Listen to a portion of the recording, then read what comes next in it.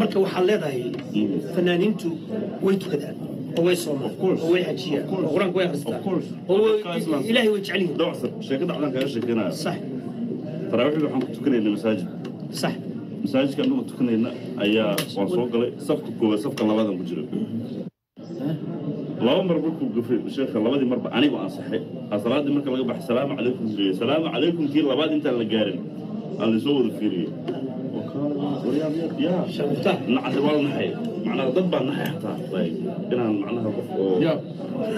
قال زين قلت يا والله نحي نبغى حلول ورياه دل مريرة أو قرانك صحية أو صحية إمامك ورياه يا إلى تكتم صح وين